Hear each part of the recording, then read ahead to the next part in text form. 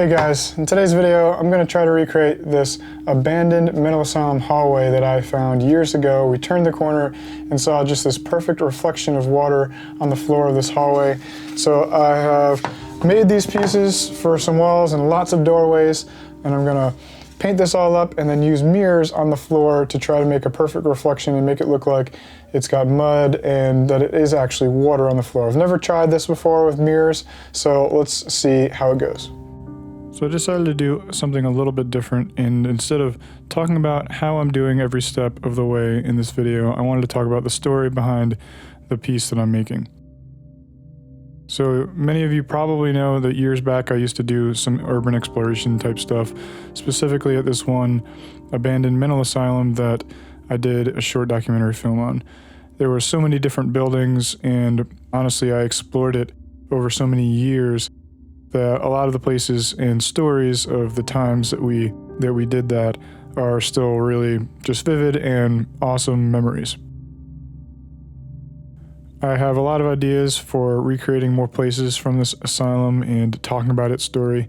This one specifically was just really cool visually, so I really started my photography journey by exploring these places and just exploring taking different types of photos and what I could do with a camera. And at this point, I think we were pretty far along in our exploration days, but we got into one of the new buildings that we had not previously explored, I believe, and it turned a corner and immediately saw just this hallway that was perfectly still of water on the floor, reflecting everything like it was a mirror.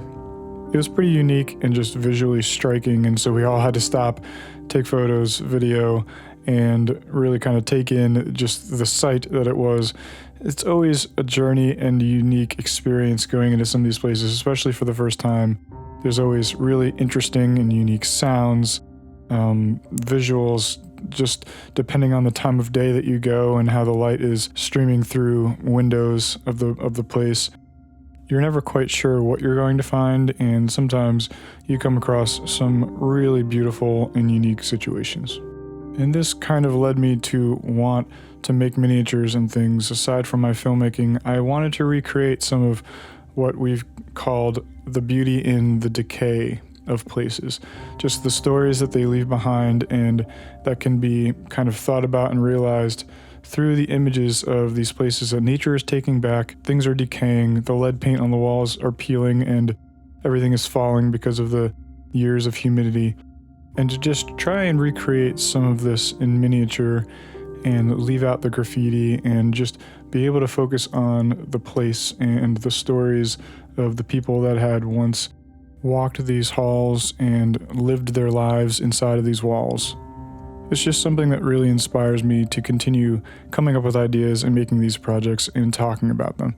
I love the projects that I've been doing a lot lately, and you'll see some come in the next couple months of, popular movies or TV shows or, video games. But the stories that are real and are of real places especially that I have been to and that I've seen and experienced, that I can't experience in the same way anymore because of destruction and vandalism and things.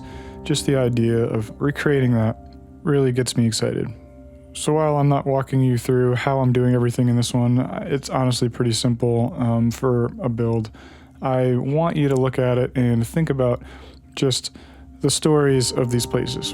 And so this was a hallway in a medical building where probably a lot of these rooms behind these doors were used for medical beds. Just think about all of the stories of the people, both the workers and the patients who were probably having a really hard time in their life, struggling with mental illness or just hardships and being stuck in this place, and the workers who were so willing and wanting to give their time to help these other people in any way they could as their livelihood. We need to remember these parts of history, and making these pieces is a little bit of a way for me to try and do that.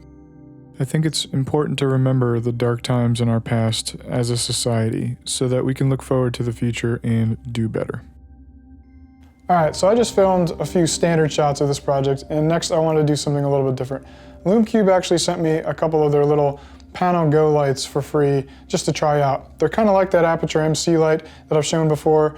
They're these nice little panel lights. They sent me one that's RGB, one that's bicolor. You can cycle through different colors, different color temperatures, brightnesses, and they're just nice little panels to move around, and they're much more budget friendly than some of these big lights that I normally film with for my Pro Blends. So if you're on an iPhone or a more normal camera, you can get a couple of these lights for a much lower budget and still have quite a bit of fun with them. So let's see what I can do, maybe moving this light across and do a couple different colors.